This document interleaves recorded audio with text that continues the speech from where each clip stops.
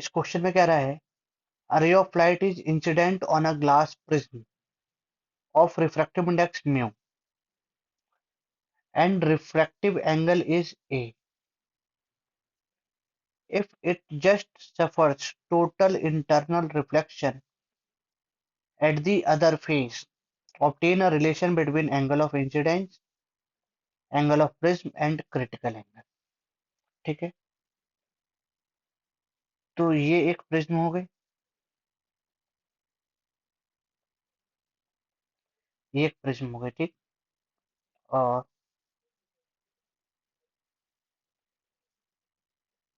यहाँ से ये रे पड़ी इस पे, क्लियर।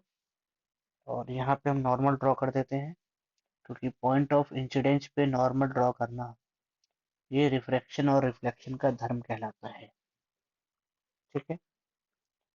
अब इस लाइट रे को जाना कैसे था, ऐसे, लेकिन प्रिज्म इसे ऐसे जाने नहीं देगी। प्रिज्म की वजह से क्या होगा, ये जो रे है ये थोड़ी बैंड हो जाएगी ऐसे, ठीक। ये एंगल ऑफ इंसिडेंस हो गया आई, ये हो गया apex angle A, angle of prism जिसे कहते हैं, ये हो गया R1, एंगल ऑफ रिफ्रैक्शन, ठीक।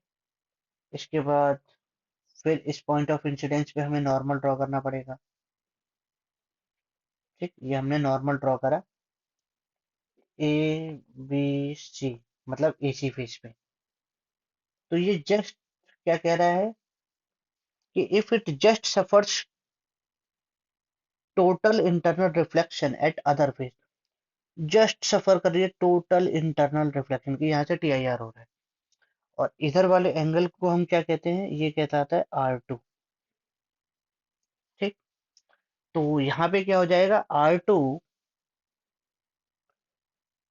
इक्वल टू क्रिटिकल एंगल हम ले सकते हैं, क्योंकि ये जस्ट सफर्स TIR कह रहा है, मतलब क्रिटिकल से थोड़ी सी बड़ी है R2, ठीक। रिफ्रैक्टिव इंडेक्स की म्यू है। तो सबसे पहले तो क्रिटिकल एंगल निकाल लेते हैं, साइन सी इक्वल टू 1/म्यू, refractive index of equation first, ठीक है। अब देखो, अब स्नेल्स लॉ अप्लाई करो, यहाँ के रिफ्रैक्टिव इंडेक्स क्या हो गए, म्यू इक्वल टू 1। तो Snell's law at face AC, AB sorry, AB पे स्नेल्स लॉ लगाते हैं, या ये पॉइंट P कह लो। Apply Snell's law at point P, apply Snell's law at point P। 1 into sine I equal to mu into sine R1, clear. तो sine I equal to हो गया mu into sine R1। R1 की जगह हम क्या लिख सकते हैं, देखो, ये R2 है, तो R2 is equal to critical angle, क्योंकि जस्ट कह रहा है कि just suffer total internal reflection. तो हम यहाँ से दूसरी इक्वेशन ये मान सकते थे इसके बाद ही, कि just suffers total internal reflection, so R2 is approximately equal to critical angle, ठीक है। अब देखो, ये हो जाएगा साइन R2 क्या हो सकता है, R2 हो जाएगा A minus R1, sorry R1 equal to A minus R2।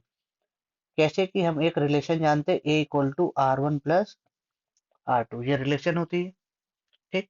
तो यहाँ से हमने R1 की जगह लिख दिया A माइनस R2, तो ये हो गया sine I equal to, mu की जगह हम क्या लिख सकते हैं, इक्वेशन 1 से म्यू की जगह हम लिख सकते हैं 1 bye sine C into sine A, equation 2 से, इसे इक्वेशन 2 मान लो।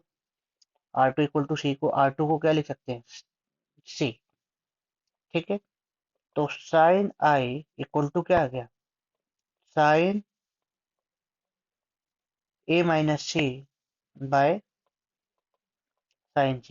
ये तो आ गया relation, angle of incidence, angle of prism and critical angle, इनके बीच में रिलेशन आ चुका है, क्लियर।